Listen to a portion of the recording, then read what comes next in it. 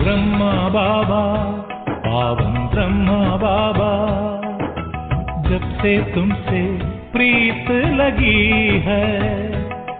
हे ब्रह्मा बाबा, पावन ब्रह्मा बाबा, मन में अद्भुत शक्ति जगी है, शक्ति जगी है। हे ब्रह्मा बाबा, पावन ब्रह्मा बाबा।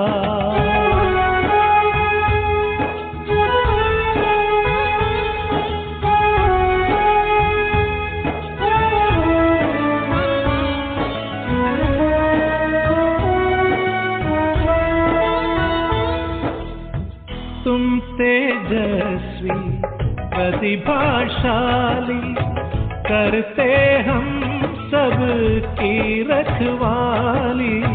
तुम दानवीर हो, दाता हो, सबके भाग्य विधाता हो, सबके भाग्य विधाता हो। हे ब्रह्मा बाबा, निश्चल ब्रह्मा बाबा, जब से तुमसे प्रीत लगी है। हे मीठे बाबा, पावन ब्रह्मा बाबा।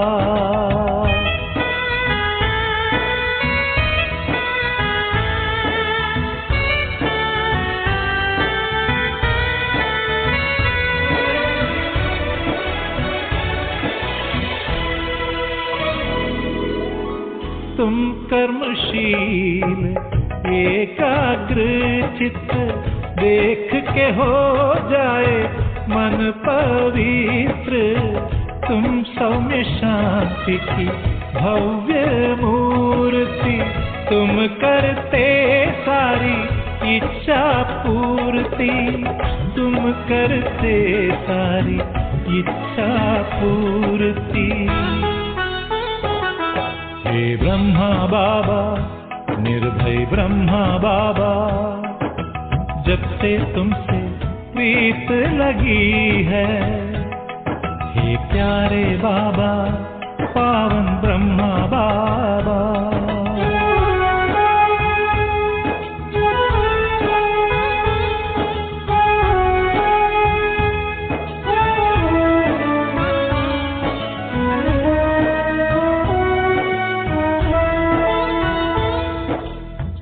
राज ऋषि तुम बन के आए, योग की खुशबू भी तुम लाए। तुम सा नहीं है कोई दूजा, हम सब गाते तुम्हारी गाथा, हम सब गाते तुम्हारी गाथा। हे ब्रह्मा बाबा, तपस्वी ब्रह्मा। ஓம் சாந்தி. குறிப்பில் உள்ள அத்தனை மகானாத்மாக்களுக்கும் எதிர்காலத்தில் சத்தியுகத்தில், அதுவும் ஸ்ரீமத் படி தேவதையாக ஆகக்கூடிய அத்தனை மகானாத்மாக்களுக்கும் எல்லோருக்கும் இனிய டைமண்ட் மார்னிங். ஸோ அழகாக அற்புதமாகவும் பாபாவுடைய வழியை பின்பற்றி பாபாவை வெளிப்படுத்திவிட்டோம். அதனால் நாம் தான் எதிர்காலத்தில் சத்தியுகத்தில் வரக்கூடிய தெய்வீகமாக லக்ஷ்மி நாராயண ஆகக்கூடிய ஆத்மாக்கள் யார் என்றால், ஸ்ரீமத் படி யார் யார் நடக்கின்றார்களோ அவர்கள் மட்டுமே தான். ஸோ அந்த வகையில் எல்லோருக்குமே வாழ்த்துக்கள். இன்னைக்கு பாபா அழகாக சொல்லிவிட்டார், மனிதனிலிருந்து தேவதையாக மாறக்கூடிய யார் என்றால் நீங்கள் தான். அது உயர்ந்த வழி, ஸ்ரீமத் படி நடந்து. இந்த முரளி எப்போ ரிவைஸ் பண்ண முரளினா 69 வானில் எடுக்கப்பட்டது. ரிவைஸ் வாணி திரும்பி வந்திருக்கிறது 9/1/1969 வானில் எடுக்கப்பட்டது. தான் ரிவைஸ் முரளி இன்னைக்கு. ஸோ அதனால இன்னைக்கு ஸ்ரீமத் படி நம்ம செல்ல வேண்டும். அந்த பழைய அந்த பிரம்ம பாபாவுடைய பழைய அந்த 60 வயசு பிறகுதான் பாபா என்ட்ராகி தன்னுடைய ஞானத்தை சொல்லி விடுகின்றார். சொல்லிவிட்டு இப்போ சென்று விட்டார் சிவ பாபா. ஸோ இது போல என்னுடைய வழி மட்டும் பயன்படுத்தி நீங்க பின்பற்றினால் சத்தியுகத்தில் நீங்கள் நாராயணன் ஆகலாம், லக்ஷ்மி ஆகலாம். அதனால் ஸ்ரீமத் பகவத்கீதா சாஸ்திரங்களை சிரோன்மணி எதுவென்றால் ஸ்ரீமத் பகவத்கீதை தான் அழகாக புரிய வைத்து விட்டார். பக்தி என்றால் என்ன, ஞானம் என்றால் என்ன, தெய்வீக குணங்களை யார் ஆக்குகின்றார், அப்ப அந்த தெய்வீக குணங்கள் ஆக்கக்கூடிய ஒரு சிரேஷ்டமான யார் என்றால் சிவபாபா தான். அந்த லக்ஷ்மி நாராயணே அவ்வளோ பவர்ஃபுல்லா இருக்கிறாங்க. உயர்ந்த இந்த மனிதர்கள் எல்லாமே சரி, அதை விட உயர்ந்தவர் யாரு? சிவபாபா. ஸோ அவருடைய வழியை நாம் நேரடியாக இப்போ வந்து கேட்டுக்கொண்டிருக்கின்றோம், மற்றவர்களுக்கு ஞானத்தை கொடுத்து கொண்டிருக்கின்றோம். ஸோ அந்த வகையில் இன்னைக்கு பாபா அந்த ஜடமான மரத்திற்கும் அந்த சைத்தன்ய மரத்திற்கும் தெளிவாக புரிய வைத்து விட்டார். அதனால் நாம் தான் சத்தியுகத்தில் வரக்கூடிய அந்த ஆதி சனாதன தேவி தர்மத்தை நட்டு கொண்டிருக்கின்றார் பாபா, அந்த நாற்றை. ஸோ அந்த வகையில் இன்னைக்கு அந்த ஞானம் என்றால் என்ன, பக்தி என்றால் என்ன, அந்த 5000 வருஷத்தினுடைய படைப்பு என்றால் என்ன, இப்போ ஒரே ஒரு அடையாளம் தான் இருக்குது, அந்த படங்கள் மட்டும்தான் இருக்கிறது. நம்ம ஒரு சொர்க்கத்தில் இருந்த ஒரு அடையாளத்தினா அந்த கோயில்கள் படங்கள் மட்டும்தான் இருக்குது. அதனால் படத்தை வைத்து நீங்கள் புரிய வைக்க வேண்டும் மற்றவர்களுக்கு. எப்பொழுது அவர்களுக்கு புரிய வைக்கின்றதோ அப்பொழுது தன்னையும் புரிந்து கொண்டுவார்கள், பாபாவும் புரிந்து கொள்வார்கள். ஸோ அதுபோல் இன்னைக்கு பாபா இன்னைக்கு எக்கச்சக்கமான ஞானம் இருக்குது, இன்னைக்கு ஃபுல்லாக கொட்டி கிடக்கின்றது. இன்னைக்கு முரளியெல்லாம் பிரம்மபுத்திரா நதி என்றால் என்ன, கல்கத்தா பக்கத்தில் இருக்குது இந்த நதி, பெரிய நதி, தூய்மையான நதி. அதை பற்றி கூட பாபா இன்னைக்கு தெளிவாக புரிய வைத்திருக்கின்றார். எல்லா விஷயம், சந்நியாச மார்க்கம்னா என்ன, தூய்மையற்ற இல்லற மார்க்கம்னா என்ன, தூய்மையான மார்க்கமா என்ன, அப்படி என்று இன்னைக்கு எல்லாத்தையும் இன்னைக்கு ஞானத்தை அப்படியே புரிய வச்சிட்டாரு.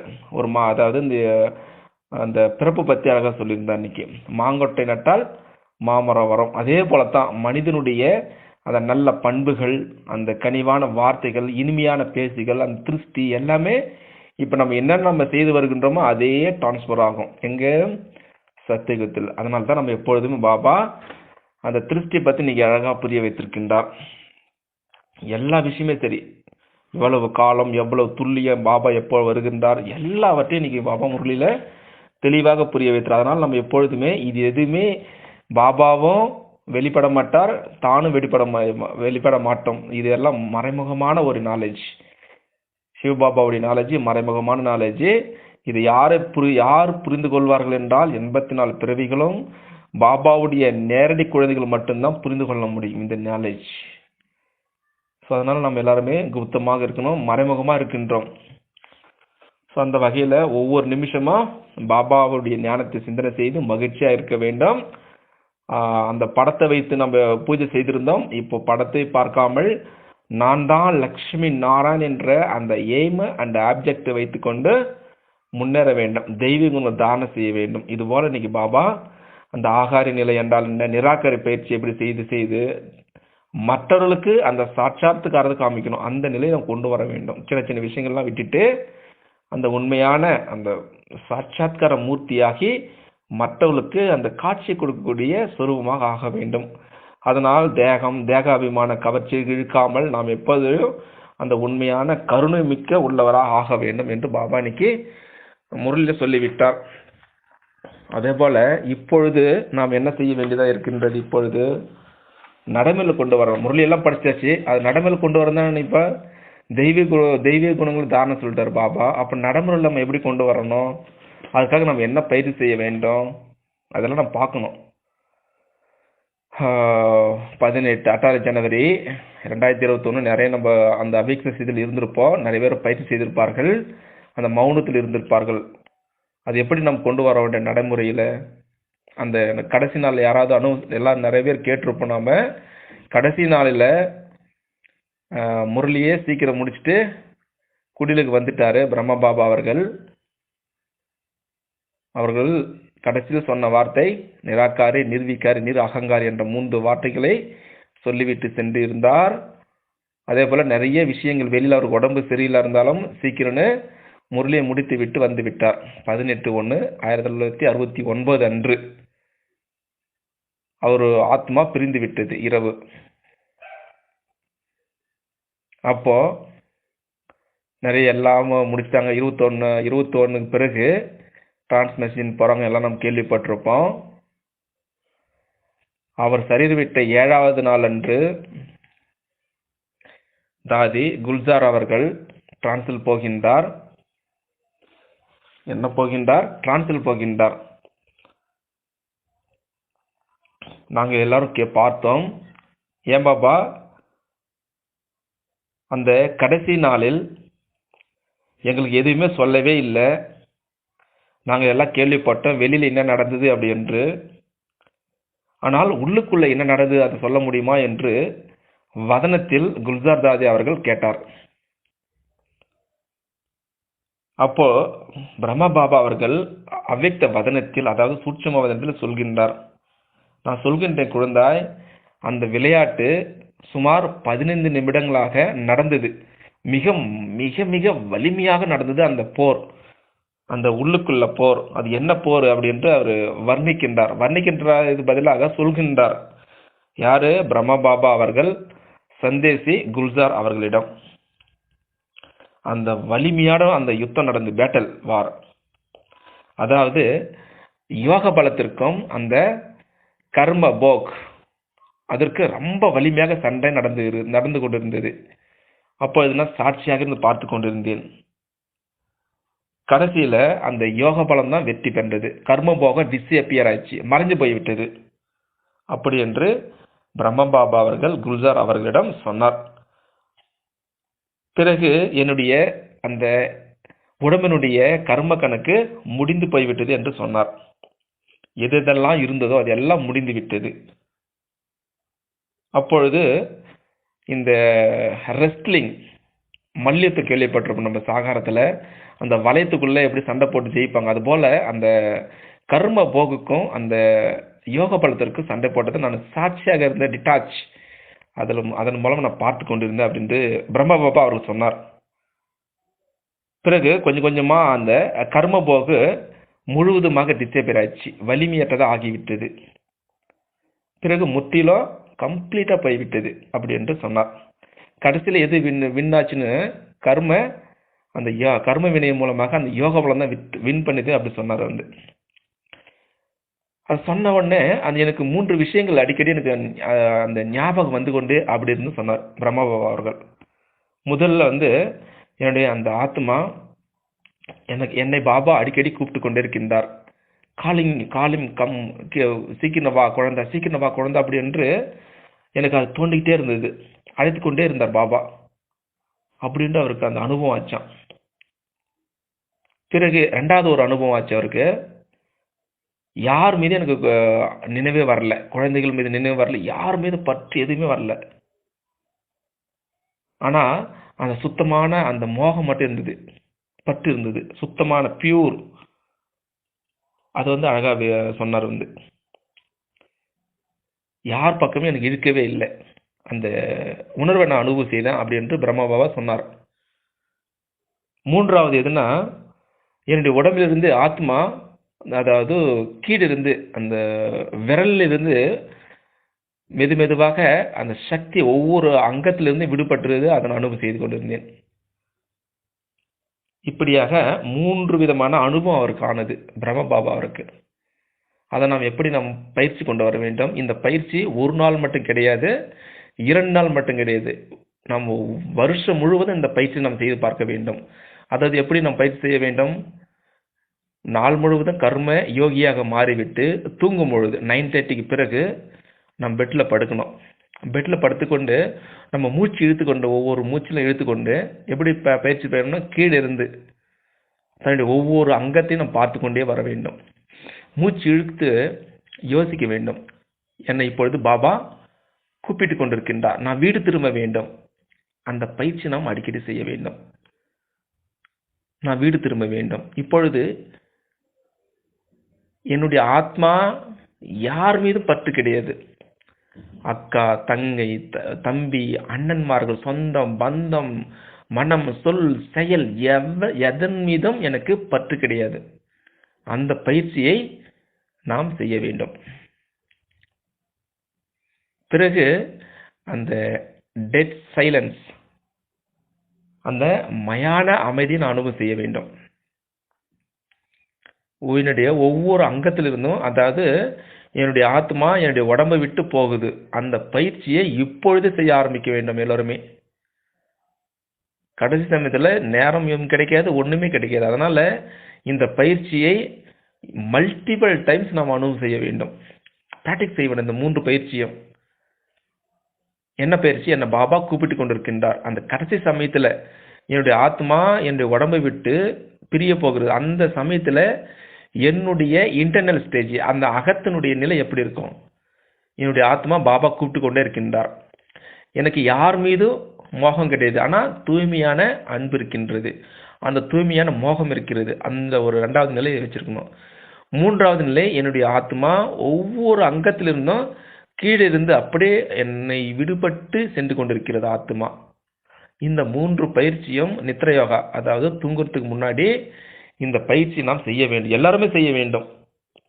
அப்பொழுது அந்த மரணம் என்றால் என்ன, அதனுடைய அனுபவம் நாம் ஏற்பட்டு விடும். இப்படி என்று பிரம்ம பாபா சொன்னார். அந்த பயிற்சியை நாம் இப்பொழுதே ஆரம்பிக்க வேண்டும், செய்ய வேண்டும். அதன் பிறகு குல்ஜார் அவர்கள் கேட்கிறார், ஏன் பாபா முன்னாடி சொல்லியிருந்த நாங்களாம் பக்கத்தில் இருந்தனா அதை நான் தடுத்திருக்கலாம் அப்படி என்று கேட்கின்றார். குழந்தை, அந்த நாடகம் நல்லா இருக்குமா? ஒரு ஆர்டிஃபிஷியலாக இருக்கும், அதாவது செயற்கையாக இருக்குமே. இதுதான் ஒரு சுவாரஸ்யமாக இருக்கும். நான் உங்களை விடுபட்டு இருந்தாலும் கண்டிப்பாக அந்த நம்ம கூட கேள்விப்பட்டிருப்போம், அந்த பட்டத்தில் அந்த நூல் எப்படி இருக்குது அப்படியே பார்க்கறதுக்கு தெரிவித்துட்டாருன்னா பட்டம் பறக்கும்.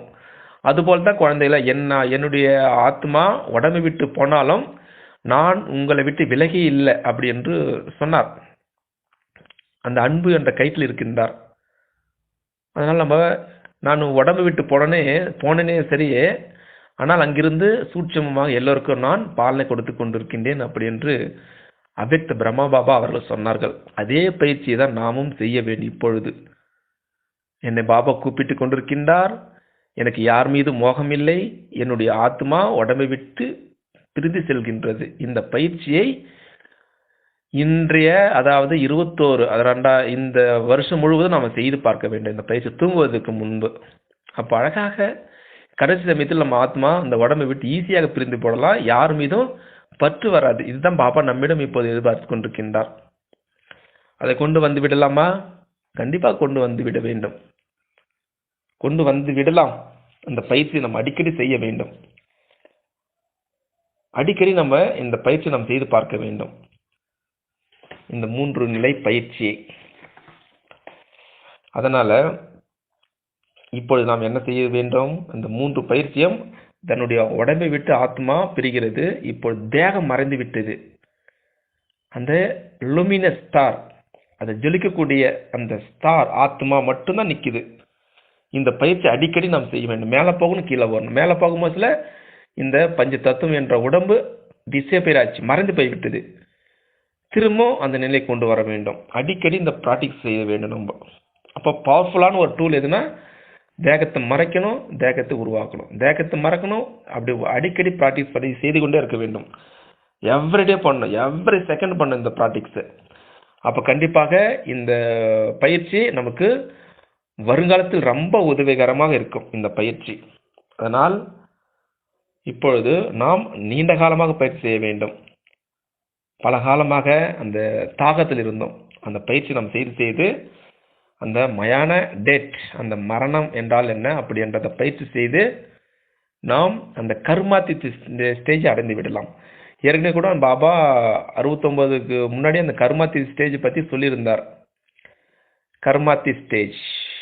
ஸோ அதை நாம் இப்போ அனுபவம் செய்யணும். அந்த கர்மாத்தி ஸ்டேஜ், நம்ம கர்மேந்திரன் எதன் மீது பற்றிருக்கிறது அப்படின்னு ஒவ்வொரு ஸ்டேஜ் நம்ம ப்ராக்டிஸ் பண்ண தான் வரும். ப்ராக்டிக்ஸ் அதை கொண்டு வர வேண்டும். அந்த மர்ஜீவா, அந்த இறந்து உயிர் வாழ்கிற அந்த நிலையை நம்ம வாழ வேண்டும். அடிக்கடி ப்ராக்டிஸ் செய்து பார்க்க வேண்டும். இந்த பயிற்சி அடிக்கடி நாம் செய்துவிட்டால் அந்த உண்மையான அந்த பரந்தாமத்திற்கு ஈஸியாக அந்த வீடு திரும்பி விடலாம். சுப்ரீம் அபார்ட் அது கொண்டு வந்து விடலாம். இது நிறைய டைம் செய்து பார்க்க வேண்டும். சரிதானே? அச்சா, ஓம் சாந்தி. எல்லோருக்கும் இனிய இரவு வணக்கம். மீண்டும் சந்திக்கலாம் நாளை காலை அமிர்த வேளை பரிசாமனுடைய ராஜ்யத்தில். ஓம் சாந்தி.